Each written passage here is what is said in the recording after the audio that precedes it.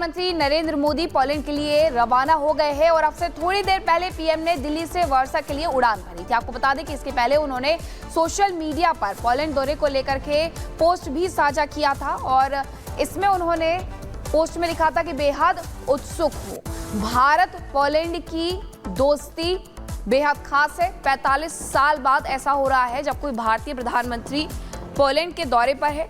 21-22 अगस्त को पोलैंड में रहेंगे प्रधानमंत्री और इसी के साथ कीव की यात्रा करेंगे, यूक्रेन की यात्रा करेंगे। इस दौरान रेलवे से वो सफर करने वाले हैं, ट्रेन से सफर करेंगे, कीव पहुंचेंगे और 23 अगस्त को यूक्रेन में रहेंगे। जेलेंस्की जो कि राष्ट्रपति हैं यूक्रेन के, उनसे मुलाकात करेंगे और उनका यूक्रेन दौरा भी बेहद खास माना जा रहा है। इसे लेकर के भी उन्होंने सोशल मीडिया पोस्ट में जानकारी दी है कि बुलावे पर जा रहा हूं, बेहद खुश हूं। आपको बता दें कि इसके पहले प्रधानमंत्री नरेंद्र मोदी ने रूस की यात्रा की थी। अब रूस और यूक्रेन के बीच जो युद्ध चल रहा है, उन सब के मौजूदा हालात के बीच प्रधानमंत्री नरेंद्र मोदी का रूस की यात्रा के बाद यूक्रेन की यात्रा करना माना जा रहा है कि एक शांति संदेश दिया जाएगा। प्रधानमंत्री नरेंद्र मोदी जब रूस की यात्रा पर थे तो राष्ट्रपति व्लादिमीर पुतिन से उन्होंने युद्ध रोकने की बात कही थी और एक बार फिर से जेलेंस्की से भी वो इस पर संवाद करेंगे। देखिए, पीएम मोदी पोलैंड के दौरे पर रवाना हो गए हैं और उसके बाद वो यूक्रेन जाने वाले। मीनाक्षी भी आपको जानकारी दे रही थी, लेकिन ये दौरा कितना खास है और भारत और पोलैंड की दोस्ती कितनी पुरानी है, आपको इस रिपोर्ट के जरिए बताते हैं।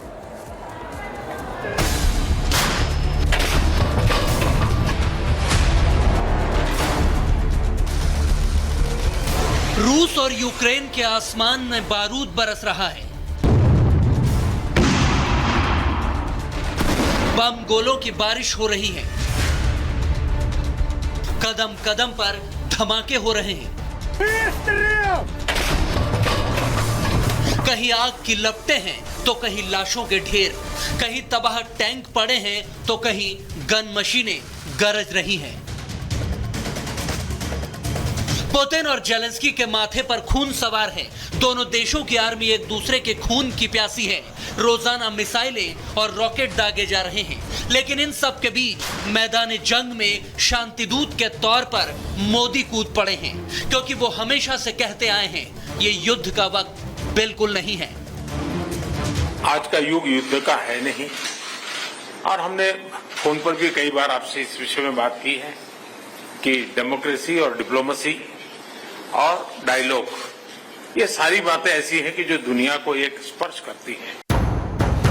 क्या प्रधानमंत्री नरेंद्र मोदी ने 2.5 साल पहले शुरू हुए युद्ध के अंत की स्क्रिप्ट तैयार कर ली है?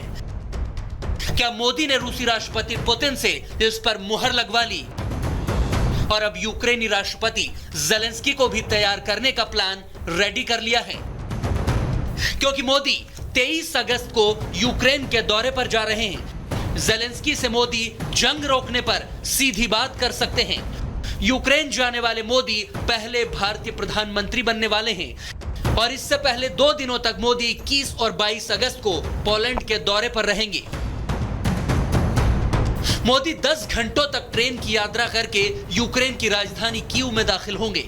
इससे पहले वो 8 और 9 जुलाई को रूस के दौरे पर थे और अब यूक्रेन जा रहे हैं। मोदी का ये यूक्रेन दौरा जंग के बीच गेम चेंजर साबित हो सकता है। ऊपर से कुछ ज्यादा हमें और आपको पता नहीं चलता, पर पानी के नीचे जो बतख होती है वो खूब जोरों से अपने पैर चला रही होती है। रशिया यूक्रेन के मामले को लेकर जो चल रहा है दुनिया भर में, वो डक डिप्लोमेसी चल रही है और भारत उसमें एक अहम हिस्सा है। संयुक्त राष्ट्र हो या अमेरिका, फ्रांस, जर्मनी समेत कई ताकतवर देशों के राष्ट्राध्यक्ष कई मौकों पर मोदी से जंग रुकवाने की पहल करने को कह चुके हैं। पीएम मोदी भी हाल ही में पुतिन से साफ साफ शब्दों में कह गए थे कि युद्ध के मैदान में समाधान नहीं ढूंढा जा सकता। अब वो राष्ट्रपति जेलेंस्की से भी यही बात दो टूक अंदाज में कहेंगे। तो क्या विश्व गुरु भारत की ताकत दिखेगी और मोदी युद्ध रुकवाकर शांतिदूत बन जाएंगे? Bureau report, Republic Bharat.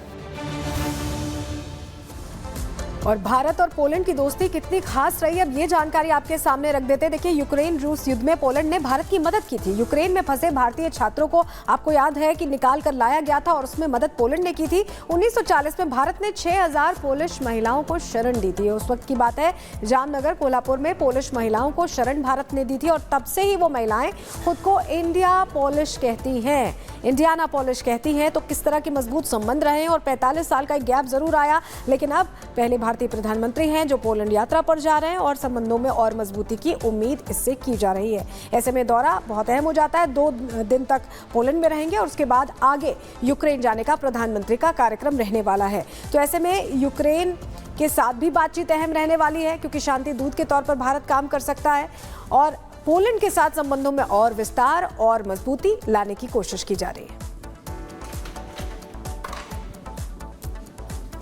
प्रधानमंत्री नरेंद्र मोदी पोलैंड के दौरे पर हैं, वार्सा के लिए रवाना हो गए थोड़ी देर पहले। 21 और 22 अगस्त को वहां पर रहेंगे और उसके बाद यूक्रेन की यात्रा पर रहेंगे। और अब खबर बांग्लादेश से जुड़ी हुई। बांग्लादेश में हिंदुओं के खिलाफ हिंसा अभी भी जारी है। ठाकुरगांव इलाके में कट्टरपंथियों ने हिंदुओं के घरों को फूंक दिया है। स्थानीय पुलिस और प्रशासन एक बार फिर से नाकाम साबित हो रही है। जो भरोसा दिलाया गया था मोहम्मद यूनुस की तरफ से, अंतरिम सरकार के जो मुखिया है उनकी तरफ से, वो बेनतीजा निकलते हुए नजर आ रहा है। ये तस्वीरें आप देख सकते हैं जहां हिंदुओं के घरों में आग लगा दी गई है। ये तस्वीरें बार बार बांग्लादेश से आ रही हैं, जो बताती है कि वहां हिंदुओं की, अल्पसंख्यकों की मौजूदा हालात क्या है, उनकी मौजूदा स्थिति कैसी है। ठाकुरगांव की ये तस्वीरें हैं, हिंदुओं के ये घर है जिन्हें आग लगा दी गई है। इसके पहले न केवल मूर्तियों को तोड़ा गया था बल्कि मंदिरों को भी जलाया गया था। ये 3 तस्वीरें देखिए कि किस तरीके से हिंदुओं के घरों को जलाया जा रहा है, मंदिरों को तोड़ा जा रहा है और हिंदुओं की नौकरी भी छीनी जा रही है। जबरन उनसे हस्ताक्षर करवाए जा रहे हैं कि आप इस्तीफे पर हस्ताक्षर कर दीजिए और नहीं करने पर उन्हें सताया जा रहा है।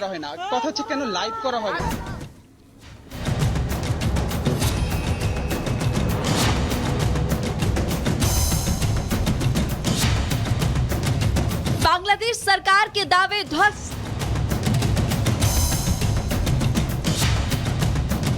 नहीं थम रहा अल्पसंख्यकों पर अत्याचार।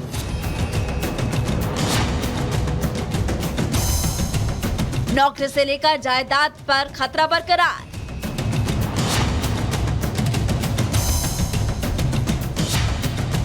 बांग्लादेश के कार्यकारी प्रधानमंत्री यूनुस के उन दावों की पोल खुल रही है जिसमें वो वहां पर अल्पसंख्यकों की सुरक्षा की बात कर रहे थे। बांग्लादेश में हिंदुओं पर अत्याचार जारी है। इसी क्रम में एक ऐसा ही वाकया बांग्लादेश के कुश्तिया जिले से सामने आया, जहां कट्टरपंथियों की भीड़ ने एक हिंदू मंदिर पर हमला बोल दिया। उग्र भीड़ ने न सिर्फ हिंदू मंदिर को तोड़ा बल्कि भीड़ ने मंदिर के अंदर रखी प्रतिमा को भी खंडित करने का प्रयास किया। यहाँ ये जानना अहम है कि आखिर कौन सी ऐसी वजह है जिसके चलते अचानक शांत पड़े बांग्लादेश में हिंदू अल्पसंख्यकों को निशाना बनाया जाने लगा। इसके पीछे सबसे बड़ी वजह वहाँ के राजनीतिक हालात है, जहाँ मुस्लिम कट्टरपंथियों की सत्ता में दखल सबसे बड़ी वजह मानी जाती है। जमात इस्लामी हिंदुओं को निशाना बनाता है। हिंदुओं की जमीन पर कब्जा करना इसके पीछे मकसद है और मुस्लिम वोटर्स को बांग्लादेश सरकार ने छूट दी है। राजनीतिक पार्टियां ध्रुवीकरण करवाती है। हालांकि बांग्लादेश में हिंदुओं पर हमले कोई नई बात तो नहीं है, पहले भी हिंदुओं पर हमले होते रहे हैं, लेकिन शेख हसीना के तख्ता पलट के बाद से ऐसे बिगड़े हैं हालात कि सुधरने का अब नाम नहीं ले रहे। आए दिन किसी न किसी हिंदू मंदिर पर हमले हो रहे हैं। बीते दिन कट्टरपंथियों की भीड़ ने न सिर्फ ढाका कॉलेज पर हमला किया बल्कि अंदर बने मंदिर को भी नुकसान पहुंचाया। लेकिन बांग्लादेश में अल्पसंख्यकों की कोई सुनने वाला नहीं है। अंतरिम सरकार मुखदर्शक बनी हुई है, ना तो मुकदमा दायर किए जा रहे हैं और ना ही कोई कार्रवाई की जा रही है, जिसके पीछे बांग्लादेश घटती हिंदुओं की आबादी है। बांग्लादेश में हिंदू आबादी 7.9 लाख प्रतिशत, ढाका में 24 लाख, रंगपुर में 20 लाख, खुलना की बात करें तो 20 लाख है, सिलहट में 13 लाख तो चटगांव में 20 लाख। 7 जनवरी 2024 को बांग्लादेश में हुए आम चुनावों में वहां रहने वाले अल्पसंख्यक समुदाय ने प्रधानमंत्री शेख हसीना की पार्टी अवामी लीग को वोट किया था ताकि वो सुरक्षित और शांति से रह सके। लेकिन शेख हसीना के तख्ता पलट के बाद से हालात लगातार बेकाबू होते जा रहे हैं। इन मामलों में कार्रवाई न होने और आरोपियों को सजा नहीं मिलने के चलते कई कट्टरपंथी संगठनों के हौसले बढ़ रहे हैं। यूनुस सरकार अगर जल्द ही कोई बड़ा फैसला नहीं लेती तो आने वाले समय में हालात और ज्यादा भयावह हो सकते हैं। Bureau report, Republic Bharat. और श्रीलंका के मुद्रों की अगर बात करें, वहां पर भारतीय और इसके अलावा श्रीलंका के सैनिकों की तरफ से युद्धाभ्यास किया गया है। 1 मिनट की इस रिपोर्ट को आप देखिए। श्रीलंका के मदुरु ओया में भारत और श्रीलंका की सेनाओं ने मित्र शक्ति सैन्य अभ्यास के अंतिम चरण में भाग लिया, जिसमें स्नाइपर ग्रिड बनाकर पूरी क्षेत्र को स्कैन किया और हमले के लिए रास्ता भी साफ किया गया। मित्र शक्ति युद्धाभ्यास 12 अगस्त को शुरू हुआ था, जो 25 अगस्त तक चलेगा। कुल 106 जवान इस सैन्य अभ्यास में श्रीलंका पहुँचे हैं। सेना के जवानों ने आतंकी गतिविधियों को नाकाम करने का भी अभ्यास किया, साथ ही आईईडी का पता लगाने और उन्हें निष्क्रिय करने का अभ्यास भी कराया गया। आईईडी का इस्तेमाल लगातार सीमाओं पर आतंकी हमलों के लिए किया जा रहा है, जिसे देखते हुए सेना के जवानों को बारीकी से आईईडी की जानकारी दी गई है। भारत और श्रीलंका की सेनाओं ने मित्र शक्ति अभ्यास में डॉग को भी तैनात किया। भारतीय सेना ने बेल्जियम मेलिनोइस नामक